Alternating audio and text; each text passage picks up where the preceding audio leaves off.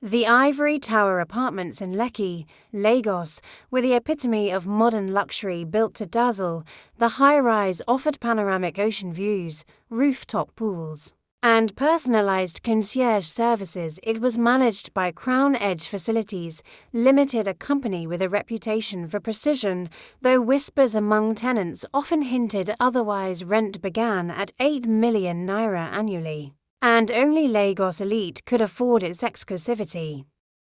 It all started at the rooftop lounge during one of Ivory Tower's weekend social events. Kola and Ada, preparing to leave the apartment after 2 years, casually mentioned to another couple that they hadn't received their security deposit back. "They're saying there are damages," Kola said, frowning. "What damages?" Ada added. "We hired professionals to clean the place before moving out. Everything is spotless."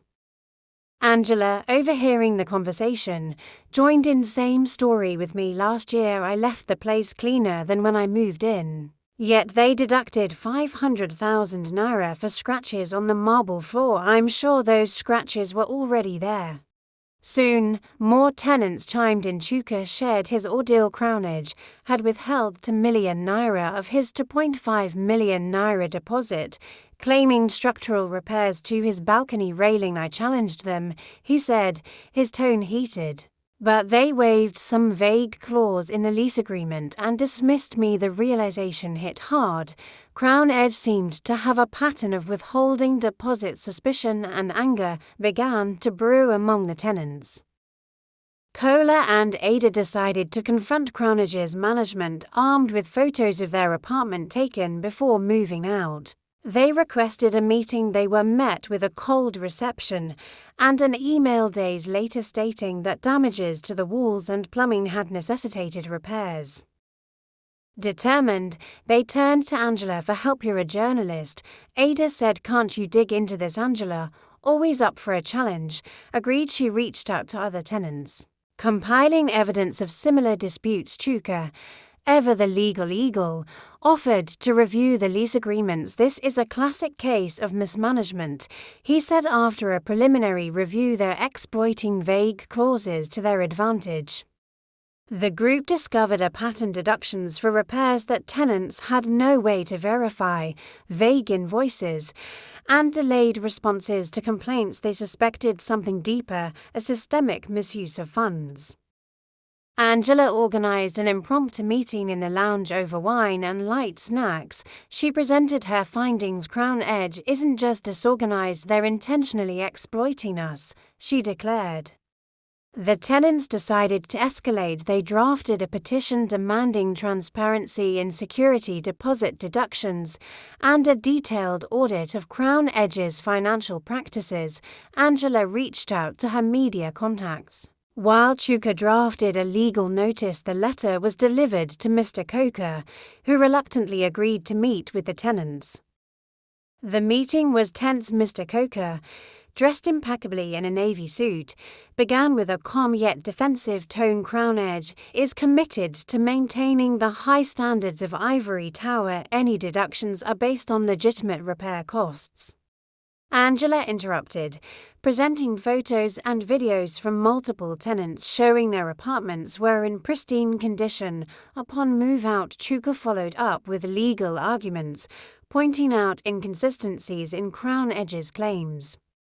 Under mounting pressure, Mr. Coker's demeanor shifted. His usual confidence wavered as Angela presented a bombshell: evidence of financial mismanagement. Through her investigation, she had discovered that Crown Edge was using tenants' security deposits to fund overdue repairs to common areas and pay off debts. "This isn't just unethical," Angela said, her voice cutting through the room. "It's illegal." Faced with the threat of media exposure and legal action, Mr. Coker reluctantly admitted to financial mismanagement. "There have been challenges," he said, choosing his words carefully, "but I assure you, we had no ill intent." Angela wasn't buying it. "We're taking this to Lusrera," she said firmly. "You'll have to explain your actions to the regulators and the public." Realizing the gravity of the situation, Mr. Coker offered a compromise: full refunds for tenants who could prove unfair deductions. an independent audit of Crown Edge's accounts, and a revised lease agreement that included a clear, transparent policy for security deposits. The Tenants, now united, celebrated their victory cola, and Ada received their 1.5 million naira in full. Angela was refunded her 500,000 naira, and Chuka's damaged balcony railing was declared flawless. Crown Edge implemented the promised reforms, introducing third-party inspections for move-out assessments and setting up a tenant advisory committee to oversee major decisions. The story of the Ivory Tower tenants became a turning point in property and facility management in Lekki. Crown Edge's mismanagement served as a cautionary tale, and other luxury apartment complexes began adopting more transparent policies. Angela published an article on the ordeal, titled "The Price of Luxury Lessons from Lekki's Ivory Tower." It went viral, sparking conversations about tenant rights and accountability in Nigeria's real estate industry. As for the tenants of Ivory Tower, their shared experience forged lasting friendships on the rooftop, where it all began. They often gathered to laugh, reminisce, and toast to the power of unity. Property and facility management perspective. The story highlights critical lapses in how property and facility management is handled, particularly at the luxury level. Transparency in policies. Crown Edge's lack of clear, transparent policies regarding security deposits undermined tenant trust. Proper documentation and detailed move-in and move-out inspection protocols could have prevented disputes. Effective communication. Crown Edge failed to establish open lines of communication with tenants. A proactive approach, like notifying tenants of damages promptly and sharing photographic evidence, would have mitigated many issues. Financial integrity. Misusing security deposits for unrelated expenses reflects poor financial management. A professionally managed reserve fund should cover common area repairs, ensuring security deposits remain untouched unless warranted. Independent inspections relying on internal teams for damage assessments created conflicts of interest. Engaging third-party inspectors ensures fairness and builds tenant confidence. Moral perspective. From a moral standpoint, the story exposes the ethical responsibilities of property managers. Fairness. Tenants trusted Crown Edge to manage their funds ethically. Misusing deposits violated that trust, eroding their confidence in the company. Accountability. Crown Edge's initial refusal to admit fault showcased a lack of accountability. True leadership involves owning mistakes and taking corrective action. Respect for tenants. The tenants were paying top-tier rents, yet they were treated dismissively. Respecting tenants as stakeholders fosters a sense of community and mutual respect.